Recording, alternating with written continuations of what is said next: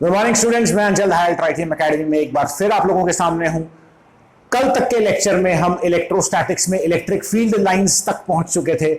मुझे उम्मीद है वहां तक आप लोगों को कोई डाउट नहीं होगा। कुछ एक कमेंट्स में डाउट आ रहे हैं, वो मैं क्लियर करता जा रहा हूं साथ के साथ में। अच्छा लगता है मुझे जब कोई मुझसे डाउट पूछता है। तो चलिए ज्यादा टाइम वेस्ट ना करते हुए आगे चलते हैं। आज का जो टॉपिक होगा हमारा, उस टॉपिक पे जाने से पहले अब तक हमने जो पढ़ लिया मैं उस पर आप लोगों को कुछ छोटे छोटे न्यूमेरिकल्स करवाऊंगा, ठीक है। तो सबसे पहले हम फर्स्ट न्यूमेरिकल पर चलते हैं। आते हैं हमारे पहले क्वेश्चन पे। बेटा पहला क्वेश्चन ये कह रहा है कि एक चार्ज है 15 × 10⁻⁻⁴ कूलाम का। इस चार्ज के ऊपर हमने इस चार्ज को किसी इलेक्ट्रिक फील्ड में रखा हुआ है, तो इस पर जो फोर्स लग रही है वो 4.5 न्यूटन की लग रही है। तो जिस इलेक्ट्रिक फील्ड में इसे रखा हुआ है वो इलेक्ट्रिक फील्ड कितने की है, उसकी वैल्यू क्या है, ठीक है, कितने न्यूटन पर कूलाम की है। तो बेटा सीधी सी बात है, कौन सा फॉर्मूला, कोई भी चार्ज अगर किसी इलेक्ट्रिक फील्ड में रखा है तो उस पर कितनी फोर्स लगती है, F = QE, है ना। फोर्स कितनी दे रखी है आपको, 4.5। Q कितना दे रखा है, 15 × 10⁻⁻⁴, ठीक है। और E हमसे क्वेश्चन ने पूछा है, तो E की वैल्यू कितनी आ जाएगी, 4.5 का पॉइंट हटा दो। पॉइंट हटा दोगे तो यहाँ पे एक 10⁻⁻1 और आएगा, वो आ जाएगा प्लस हो जाएगा, तो 1 - 4 -3 आएगा, +3 हो जाएगा, 15 से कट जाएगा 3, तो 3 × 10⁻³ ये आ जाएगी आपके पास इलेक्ट्रिक फील्ड की वैल्यू, न्यूटन कूलाम इनवर्स। ये काटा पीटी है, मैथमेटिक्स से सिंपल, मैं उम्मीद करता हूं आप लोग समझ गए होंगे, ठीक है। ये पहला क्वेश्चन था। दूसरे क्वेश्चन पे आते हैं। मैं इजी क्वेश्चन से, क्वेश्चन देख के कईयों को लग रहा होगा सर ये क्या कर रहा है, तो बहुत सिंपल क्वेश्चन था बेटा। इजी से होते होते होते अपन थोड़ा सा टेक्निकल क्वेश्चन पे आएंगे, ठीक है। और जब इस चैप्टर को खत्म कर देंगे तब आप लोगों को अच्छे से बढ़िया वाले क्वेश्चन करवाएंगे। चलिए अगले टॉपिक पे, इसमें अगले क्वेश्चन पे आते हैं। Electric field intensity at 1 metre from electronic charge. Question यही है कि electric field intensity at 1 metre from electronic charge. ये question CBSE as well as RBSE दोनों में आया हुआ क्वेश्चन है। अब यहां पे कंफ्यूजन तो कुछ नहीं है, डिस्टेंस दे रखा है और इलेक्ट्रिक फील्ड पूछे। आप कहोगे सर चार्ज नहीं दे रखा, इलेक्ट्रॉनिक चार्ज दे रखा है ना। What is this electronic charge, ये इलेक्ट्रॉनिक चार्ज होता क्या है। तो याद रखना बच्चों, जहां भी इलेक्ट्रॉनिक चार्ज का नाम आए, electronic charge is nothing but an electron. क्या है, electronic charge is nothing but an electron. तो इलेक्ट्रिक फील्ड का फॉर्मूला क्या होता है, K 9 × 10⁻⁹, ठीक है, इंटू Q यानी कि electron. Electronic charge is nothing but an electron, 1.6 × 10⁻⁻19 coulomb minus का। लेकिन इलेक्ट्रिक फील्ड या फोर्स निकालते टाइम हम चार्ज का साइन नहीं लेते हैं, क्योंकि हम सिर्फ वैल्यू निकाल रहे हैं, माइनस प्लस डायरेक्शन बता देता है, ठीक है। तो ये आ जाएगा 1.6 × 10⁻⁻19 KQ/R² यानी 1, ठीक है। तो ये तो बड़ा सिंपल सा है, इसको सॉर्ट आउट कर लेंगे आप। 9 × 1.6 कितना हो जाएगा, ये 9 और -19 से आपके पास 10 की पावर तो आ गई -10, ठीक है। एंड 9 × 1.6 आ गया आपके पास 5 9 और 5 14, 14.4 × 10⁻⁻, ये न्यूटन पर कूलाम इनवर्स, ठीक है। हो सकता है मेरी कैलकुलेशन एरर हो, एक बार चेकआउट कर लेना इसको। कैलकुलेशन मेरी बड़ी शुरू से ही खतरनाक है। ये हो गया आपका, ये दोनों तो हो गए सिंपल वाले क्वेश्चंस। अब एक थोड़ा सा टेक्निकल या थोड़ी सी डिफिकल्ट क्वेश्चन पे चलते हैं। मेरी बात सुन लेना, ये डिफिकल्ट है, ये क्वेश्चन डिफिकल्ट है। इसका मतलब ये नहीं कि हम छोड़ देंगे, क्योंकि ये बोर्ड्स में आया हुआ है। CBSE as well as RBSE दोनों में ही ये क्वेश्चन आया हुआ है। और दोनों में मानते हो कितने नंबर, जानते हो कितने नंबर का आया हुआ है, 4 नंबर का। ये क्वेश्चन सबसे ज्यादा, मतलब ये एक दो, ये क्वेश्चन अगर आ भी जाएंगे ना तो हद मार के 2 नंबर के आएंगे। और मैं आपको बताऊं, अगर आप RBSE के स्टूडेंट्स हैं बेटा, तो इस टाइप के क्वेश्चंस ज्यादा आने की संभावनाएं होती है, जिसके अंदर फॉर्मूले में वैल्यू रखते हैं और आंसर आ जाता है जनरली। CBSE में कभी भी एकदम से ऐसा क्वेश्चन नहीं आएगा जिसने फॉर्मूले में वैल्यू रखी और आंसर आ गया। इतना सिंपल क्वेश्चन नहीं आएगा। CBSE में क्वेश्चन घुमा के आएगा, इस पैटर्न के क्वेश्चन आते हैं। RBSE में भी इस पैटर्न के क्वेश्चन आना शुरू हो गए पिछले कुछ सालों से, तो इसलिए अपन इनको देखेंगे। तो इस क्वेश्चन को सॉल्व कराने के लिए मुझे काफी जगह चाहिए, इसलिए पीछे के क्वेश्चंस को मिटा देता हूं, आप देखेंगे।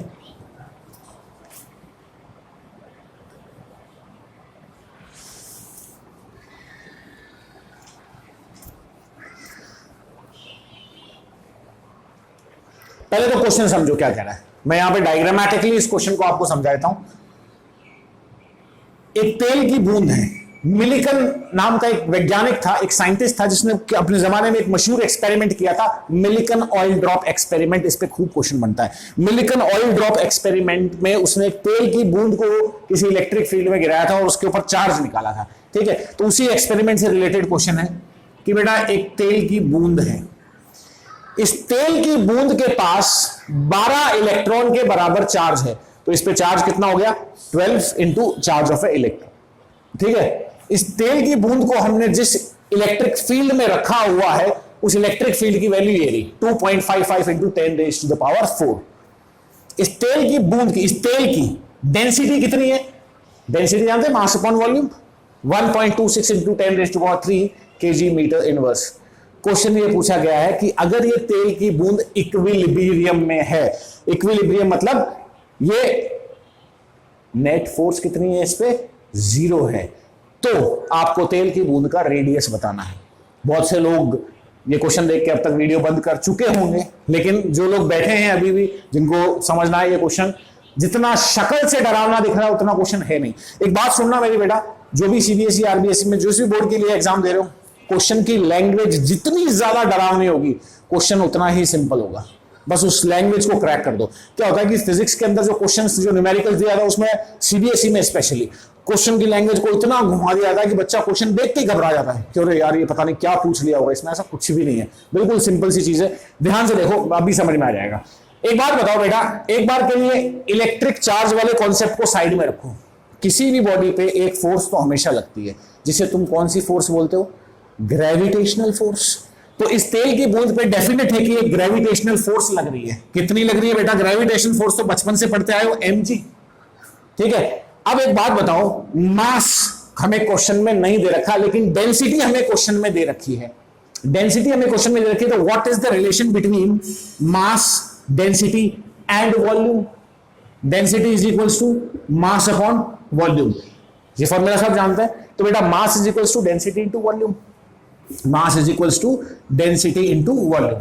डेंसिटी तुम्हें क्वेश्चन में दे रखी है। अब एक बात हम एज्यूम कर लेते हैं, एज्यूम करना ही पड़ेगा, हमें कोई ऑप्शन नहीं है, कि जो आपकी तेल की बूंद है वो कैसी है? स्फेरिकल है। कैसी है? स्फेरिकल है, गोलाकार है शेप में। तो बच्चे इसका जो मास होगा वो कितना होगा? या डेंसिटी मल्टीप्लाइड, इसकी वॉल्यूम कितनी होगी? स्फेयर्स की वॉल्यूम कितनी होती है? बचपन में पढ़ा है, 4/3 पाई आर क्यूब। तो मैं एक सीधी भाषा में कहूं कि इस पे जो फोर्स लग रही है वो कितनी लगेगी?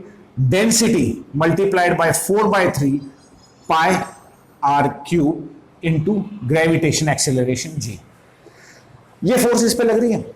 अब एक बात बताओ बेटा, इसके पास चार्ज कितना है? 12E के बराबर। अगर किसी तेल की बूंद के पास चार्ज है और तुमने उसको इलेक्ट्रिक फील्ड के अंदर रख दिया, तो क्या उस पर कोई फोर्स लगेगा? बिल्कुल लगेगा। कितना लगेगा? चार्ज पे इलेक्ट्रिक फील्ड कितना फोर्स लगाती है? हमने अभी इससे पिछले क्वेश्चंस में ही देखा है, F is equals to QE। तो इस पे जो फोर्स लगेगा, आप डेफिनेटली, आपसे क्वेश्चन मांग किस चीज की कर रहा है? इक्विलिब्रियम की। तो डेफिनेटली जो इलेक्ट्रिक फील्ड के कारण फोर्स लगेगा वो ऊपर की तरफ लगेगा, और कितना लगेगा? QE। अब ये बॉडी इक्विलिब्रियम में कब आएगी? जब ये वाला फोर्स और ये वाला फोर्स बराबर हो जाएगा। ठीक है, Q की वैल्यू कितनी दे रखी है? 12E और कैपिटल E इलेक्ट्रिक फील्ड के लिए। तो इन दोनों फोर्सेस को इक्वल रख देते हैं। इसको बेटा आप इक्वल रखेंगे तो 12E into capital E is equals to rho into 4/3 pi r cube. इसको नोट कर लेंगे। समझ में आया? नहीं समझ में आया तो मुझे बता देना कमेंट सेक्शन में। ठीक है, मैं इसे मिटा रहा हूं, पॉज करके लिख लेंगे जिन्होंने नहीं लिखा है। अब यहां तक पहुंच गए हम। ठीक है, एक एक करके सारी वैल्यू लिख दो। 12 की जगह 12 रहने दो। इलेक्ट्रॉन का charge 1.6 into 10 raise to power -19। याद रखना चार्ज पॉजिटिव रखना है, क्योंकि आप फोर्स के फॉर्मूले में रख रहे हो। ठीक है, हमेशा चार्ज को पॉजिटिव ही रखना है जब तक मैं इलेक्ट्रिक फील्ड और फोर्स की बात कर रहा हूं। जब मैं इलेक्ट्रिक फील्ड और फोर्स की बात कर रहा हूं, चार्ज की वैल्यू हमेशा कैसी रखनी है? पॉजिटिव रखनी है। कई ऐसी चीजें हैं जिसमें जैसा साइन है वैसा रखना है, नेगेटिव भी रखना होता है, लेकिन वो इलेक्ट्रिक फील्ड और फोर्स में नहीं होता। वो जिसमें होता है वो मैं आपको बता दूंगा। ठीक है, चलिए आगे की कहानी सुनते हैं। ये 12 आ गया, ई आ गया, कैपिटल ई क्वेश्चन में कितना दे रखा है 2.55 इंटू 10⁻⁴, ठीक है। डेंसिटी कितनी दे रखी है बच्चों 1.26 इंटू 10⁻3। अच्छा एक चीज आप चेक कर लेंगे, क्वेश्चन में जो जो चीजें दे रखी हैं वो सब एसआई यूनिट्स में होनी चाहिए। अगर किसी एक की भी यूनिट अलग है तो आपको उसको एसआई यूनिट में लेकर आना पड़ेगा। यहां पे तो सब कुछ एसआई यूनिट्स में, हम बाद में ऐसा भी कोई क्वेश्चन देखेंगे जिसमें एसआई यूनिट से अलग यूनिट हो, ठीक है। तो हम रो तक पहुंच गए, इंटू 4/3। पाई की वैल्यू कितनी होती है रे? पाई की वैल्यू तो बचपन से रटाई है तुम लोगों को, 22/7 ले लो, 3.14 ले लो, मल्टीप्लाइड बाय रेडियस का क्यूब। तो अब हमसे क्वेश्चन में रेडियस ही पूछा है और इस पूरी इक्वेशन में एक रेडियस ही है जो अननोन है। तो मतलब बाकी सारा सामान उधर ले जाना, क्यूब रूट ले लेना और आपके पास रेडियस की वैल्यू आ जाएगी। अपने आंसर को मैच कर लेना, जो इसका आंसर आएगा वो आपका आएगा नियर अबाउट 9.8 10⁻⁷। कुछ गड़बड़ नहीं रही? एक गड़बड़ रह गई ना, क्या रह गई? ये रो के साथ वॉल्यूम यानी जी भी तो आएगा बेटा, मैं लगाना भूल गया, सॉरी, ठीक है। तो जी की वैल्यू कितनी ले लेंगे 9.8 ले लेना। इक्वेशन को अगर सिंप्लीफाई करना चाहो तो 10 ले लेना, ठीक है। तो आपका आंसर लगभग ये 9.8 की टर्म्स में दे रखा है, 9.8 10⁻⁷ मीटर्स, इतना आंसर आ जाएगा इसको सॉर्ट आउट करने में। आया समझ में? अगर कोई भी डाउट हो इस क्वेश्चन में तो आप प्लीज मुझे कमेंट सेक्शन में बताएंगे। इसी तरह के क्वेश्चंस सीबीएसई बोर्ड में स्पेशली आते हैं, आरबीएसई बोर्ड में भी आ सकते हैं, इसलिए आरबीएसई बोर्ड वाले इसको हल्के में ना ले।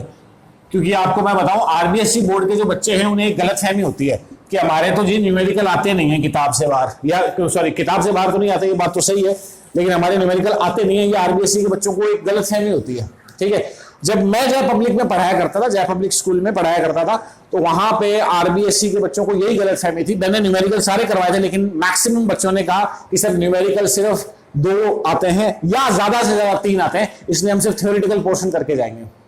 और आरबीएसई का पेपर इतना शानदार आया, उसमें एक सिंगल थ्योरेटिकल क्वेश्चन नहीं था, उसमें एक सिंगल थियोरेटिकल क्वेश्चन नहीं था।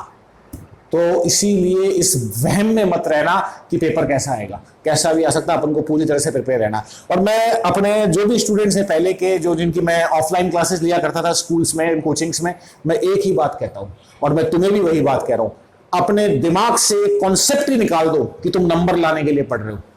अगर तुम नंबर लाने के लिए पढ़ रहे हो तो ये पढ़ाई कोई काम की नहीं है। इंटरेस्ट क्रिएट करो, मजा आना चाहिए, नंबर पीछे पीछे भागेंगे, ठीक है ना। तो सिर्फ हर चीज को बिल्कुल बारीकी से समझना है। जहां पे भी कोई डाउट आए कमेंट सेक्शन, है ना, मेरी फेवरेट जगह। चलो इसके बाद हम नेक्स्ट टॉपिक पे आते हैं। और भी मैं न्यूमेरिकल्स करवाऊंगा, लेकिन चैप्टर खत्म होने के बाद, क्योंकि तुम्हें मालूम है इलेक्ट्रोस्टैटिक्स ये बहुत बड़ा चैप्टर है। अगर मैं इसको सीबीएसई के अकॉर्डिंग मानूं तो सीबीएसई में तो ये एक ही है, लेकिन आरबीएसई में इस चैप्टर को सब डिवाइड करके छोटे छोटे टुकड़ों में तोड़ रखा है, ठीक है। हम लोग इसको एक सिंगल लेके चलेंगे। अब मैं RBSE as well as CBSE पूरा कवर करके चलूंगा। चलिए ज्यादा टाइम वेस्ट ना करते हुए हम अपने अगले टॉपिक पे चलते हैं, जिसका नाम है इलेक्ट्रिक डाइपोल। क्या नाम है? Electric dipole. इलेक्ट्रिक डाइपोल के बारे में हल्का सा डिस्कशन मैं आप लोगों के साथ कर चुका हूं। नाम से पता चल रहा है डाई पोल, यानी कि जिसके 2 पोल होते हैं। इलेक्ट्रिक डाइपोल पॉजिटिव और नेगेटिव चार्ज का एक समूह होता है, एक सिस्टम होता है जिसमें पॉजिटिव और नेगेटिव चार्ज बहुत पास पास रखे हुए होते हैं। इसे हम क्या कहते हैं? Electric dipole. डायग्रामेटिकली इसे ऐसे रिप्रेजेंट किया जाता है। अब इसकी कंडीशन सुन लो। इसकी कंडीशन ये है बेटा कि इसके दोनों ही charges positive as well as negative की वैल्यू बराबर होनी चाहिए। इसके अंदर कोई भी कॉन्ट्राडिक्शन नहीं हो सकता। मतलब ऐसा नहीं हो सकता जैसे एक बार आरबीएसई की बोर्ड में, जो आरबीएसई की जो बुक है उसके अंदर एक क्वेश्चन है जो गलत है। क्वेश्चन ये कि एक 10 कूलाम का चार्ज है, एक -12 कूलाम का चार्ज है, तो क्या ये एक डाइपोल बनाएगा? बिल्कुल नहीं बनाएगा। डाइपोल तभी बन सकता है जब अगर 10 कूलाम का पॉजिटिव है तो -10 कूलाम का नेगेटिव होना चाहिए। मतलब जितना पॉजिटिव है उतना ही नेगेटिव होना चाहिए। ये दोनों मिलकर एक डाइपोल बनाते हैं। फिर मेरा 1 नंबर का क्वेश्चन आता है जो कि बोर्ड में आया हुआ है, CBSE as well as RBSE में 1 नंबर का क्वेश्चन आया हुआ है। क्या आया हुआ है? What is the net charge on an electric dipole? What is the net charge on an electric dipole? कितना है? Q minus Q, 0। Electric dipole का नेट चार्ज कितना होता है? 0। कोई डाउट? इलेक्ट्रिक डायपोल मोमेंट के अंदर एक चीज आती है जिसे हम बोलते हैं डाइपोल मोमेंट। क्या बोलते हैं? Dipole moment. Electric dipole moment इसका पूरा नाम है, लेकिन शॉर्टकट में प्यार से हम इसे डाइपोल मोमेंट बोलते हैं, जिसे डिनोट किससे किया जाता है? P से। किससे? P से। एंड बेटा dipole moment is a vector. अब वेक्टर है तो इसकी कुछ ना कुछ डायरेक्शन होगी, तो ध्यान से देखेंगे इसकी डायरेक्शन क्या होती है। एक बात बताओ मुझे, पॉजिटिव और नेगेटिव कल हमने बहुत अच्छा खासा डिस्कशन किया था। पॉजिटिव और नेगेटिव में इलेक्ट्रिक फील्ड की डायरेक्शन कहां से होगी? प्लस से माइनस की तरफ होगी। होगी या नहीं होगी? पॉजिटिव से नेगेटिव की तरफ इलेक्ट्रिक फील्ड की डायरेक्शन होगी, तो पॉजिटिव से नेगेटिव की तरफ इलेक्ट्रिक फील्ड की डायरेक्शन होगी, तो याद रखना P की डायरेक्शन यानी डाइपोल मोमेंट की डायरेक्शन इलेक्ट्रिक फील्ड से उल्टी होती है, यानी नेगेटिव से पॉजिटिव। और डाइपोल ये रहा। तो यहां पे ये तो पूरा सिस्टम तो क्या कहलाएगा? Electric dipole. ये जो P मैंने वेक्टर से दिखाया है ये क्या कहलाएगा? Electric dipole moment. अब ये बेटा वेक्टर है तो इसकी डायरेक्शन होगी, डायरेक्शन आपको मैंने बता दी माइनस से प्लस की तरफ होती है, लेकिन वेक्टर की क्या केवल डायरेक्शन होती है? वेक्टर की वैल्यू भी होती है। तो इस इलेक्ट्रिक डाइपोल मोमेंट की भी कुछ ना कुछ वैल्यू होती है। वो क्या होती है? इलेक्ट्रिक डाइपोल मोमेंट की वैल्यू होती है, मान लीजिए दोनों चार्जेस के बीच की डिस्टेंस कितनी है?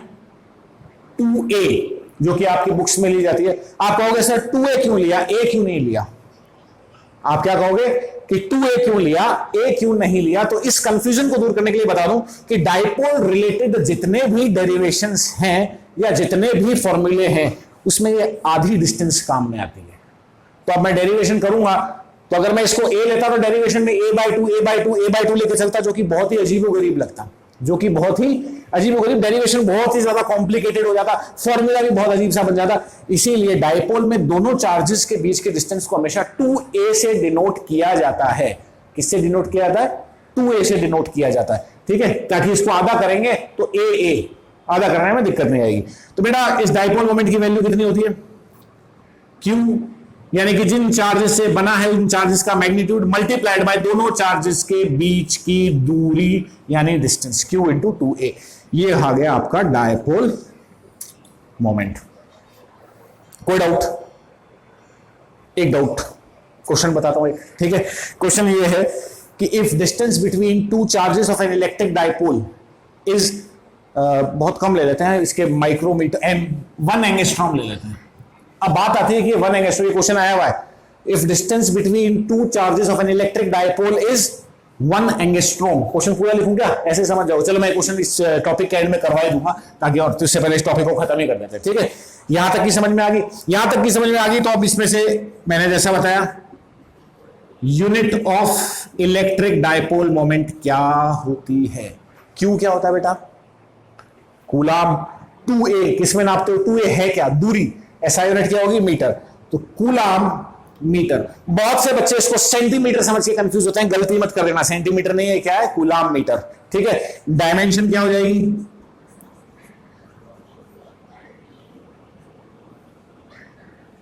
Oh sorry, not Q, it's P। Dimension of P क्या हो जाएगी बच्चों? डायमेंशन ऑफ P कितनी हो जाएगी? कूलाम यानी 80, मीटर यानी L, तो L A/T, ठीक है। ये आपका इलेक्ट्रिक डाइपोल और इलेक्ट्रिक डाइपोल मोमेंट खत्म होता है, ठीक है। अब बात ये आती है कि इलेक्ट्रिक डाइपोल देखने को कहां? एक बहुत इंपॉर्टेंट कंडीशन बता रहा हूं, मेरी बहुत ध्यान से सुनना बेटा, जरूरी है। इलेक्ट्रिक डाइपोल बनने के लिए जो 2 कंडीशंस कंपलसरी हैं, ये बेटा रहा हूं, पॉज करके लिख लेना। इलेक्ट्रिक डाइपोल मोमेंट बनाने के लिए कंपलसरी है जो 2 कंडीशंस, वो क्या है? पहली कंडीशन तो क्या है इलेक्ट्रिक डाइपोल मोमेंट के फॉर्मेशन के लिए? इक्वल एंड ऑपोजिट चार्जेस, एक ही लाइन में इक्वल और ऑपोजिट चार्जेस, प्लस Q और माइनस Q। दूसरी कंडीशन जो मैं अभी पीछे के डिस्कशन में नहीं बता पाया था, अब बता रहा हूं। दूसरी और सबसे इंपॉर्टेंट कंडीशन, शुड हैव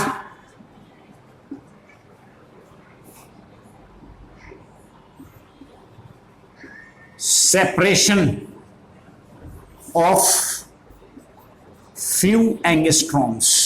मतलब इलेक्ट्रिक डायपोल सिर्फ तभी बन सकता है जब एक पॉजिटिव और नेगेटिव चार्ज तो हैं, लेकिन बहुत पास पास में है। अगर एक पॉजिटिव चार्ज उस कोने में है और एक नेगेटिव चार्ज इस कोने में, भले ही दोनों की वैल्यू बराबर है, लेकिन ये सिस्टम इलेक्ट्रिक डाइपोल नहीं बनाएगा। Electric dipole should have a very small value of distance in terms of angstrom. एक एंगस्ट्रॉम कितने मीटर्स के बराबर होता है? It is equal to 10 raise to the power -10 metres. तो ये फ्यू एंगस्ट्रॉम्स की होती है दूरी है, ठीक है। माइक्रोमीटर में आप देखो, आपको जो न्यूमेरिकल्स देते हैं उसमें माइक्रोमीटर में दे देते हैं डिस्टेंस, यानी 10 रेज टू पावर -6 मीटर्स में दे देते हैं। तो आप कहोगे सर ये डाइपोल बना कैसे? बेटा वो प्रैक्टिकल वैल्यूज नहीं है, वो वैल्यूज प्रैक्टिकल नहीं है, ठीक है। कोई डाउट यहां तक? ये कंडीशंस आ गई। अब मैं आपको आ रहा हूं फिर से इस मेरी बात पे कि जो मैंने आपको बताया, क्वेश्चन करवा देता हूं छोटा सा। Distance between two charges is 1 angstrom and both the charges have magnitude of ±1 coulomb, यानी एक चार्ज प्लस, यानी Q की वैल्यू कितनी है? 1 coulomb. Then what is the dipole moment? ठीक है। तो अब बेटा इसमें गलती क्या करते हैं? आपको सर सिंपल ही तो है, इसमें गलती ये करते हैं Q × 2a होता है फॉर्मूला, ठीक है। तो मेरे जो प्रिय स्टूडेंट्स हैं वो गलती ये करते हैं, Q की जगह तो वैल्यू रख देंगे 1 कूलाम, 2 की जगह 2 रख देंगे, और A कितना दे रखा है? 1 एंगस्ट्रॉम। इसकी यूनिट भी चेंज करेंगे, लेकिन आंसर फिर भी गलत आएगा। क्यों गलत आएगा? क्योंकि ये जो 1 एंगस्ट्रॉम जो वैल्यू दे रखी है ना बेटा, ये क्वेश्चन ने 2a की वैल्यू दे रखी है, क्योंकि हमने पूरे के पूरे डिस्टेंस को 2a अज्यूम किया था। क्या अज्यूम किया था? 2a अज्यूम किया था। और क्वेश्चन के अंदर साफ साफ कह रहा है कि distance between both the charges is 1 angstrom, यानी 2a की वैल्यू 1 एंगस्ट्रॉम है। तो यहां पे जो ये 2 आ रहा है ये नहीं आएगा। तो आपका ये सही आंसर क्या हो जाएगा इसका? 1 × 10 raise to the power -10 coulomb metre, ठीक है। तो ये याद रखना, ये मैंने क्वेश्चन क्यों कराया, क्योंकि मैक्सिमम बच्चे ये गलती करते हैं कि जब वो क्वेश्चन के गिवन डाटा को लिखते हैं तो ये जो डिस्टेंस दे रखी है इसको एज a ट्रीट करते हैं, और आंसर में जहां अगर 2 आ रहा है उसको 2 साथ में लिखते हैं। ऐसा नहीं करना है अपने को, ये वैल्यू हमेशा 2a की है, ठीक है। आगे जब हम फॉर्मूला देखेंगे उसके अंदर जहां सिर्फ a काम में आ रहा है, सिर्फ क्या काम में आ रहा है? जैसे इलेक्ट्रिक फील्ड अभी मैं डेराइव करवाऊंगा, उन सब के अंदर सिर्फ a काम में आता है, तो वहां पे आपको 1 एंगस्ट्रॉम दे रखा है, तो उस फॉर्मूले में जब a की वैल्यू रखनी है तो 1 नहीं रखनी है, 1/2 रखनी है। वो समझ में आ जाएगा जब अपन आगे चलेंगे तब। यहां तक का कोई डाउट? ठीक है। इसके आगे की क्लास हम कल कंटिन्यू करेंगे, ठीक है। तब तक जितने भी इसमें जितना मैंने आज बताया है उसमें कोई डाउट हो, या अब तक जो मैंने बताया उसमें कोई डाउट हो तो प्लीज लेट मी नो। इससे पहले के एक लेक्चर में जहां हम लोगों ने डिस्कस की थी इलेक्ट्रिक परमिटिविटी की डायमेंशन, मेरे कुछ स्टूडेंट्स हैं जो मुझे बहुत ही बारीकी से नोटिस कर रहे हैं, मुझे बहुत अच्छा लग रहा है तहे दिल से, ठीक है। उन स्टूडेंट्स को बहुत बहुत थैंक यू। उन्होंने एक छोटी सी गलती पकड़ी थी मेरे वीडियो लेक्चर में कि हमने इलेक्ट्रिक परमिटिविटी की जो डायमेंशन थी उसके अंदर m-1 आता है, उसकी डायमेंशन में मास की पावर -1 आती है, और मैंने लिखते वक्त ये गलती कर दी थी कि m की पावर 1 ले ली थी। तो वो जो मेरा 4th लेक्चर है उसके अंदर है ये गलती, ठीक है। तो वो आप ध्यान रख लेंगे। उस लेक्चर को तो मैं चेंज कर नहीं सकता क्योंकि वीडियो अपलोड होने के बाद एडिट हो नहीं सकता। तो थैंक यू, कल मिलते हैं नेक्स्ट क्लास में बेटा। Okay bye.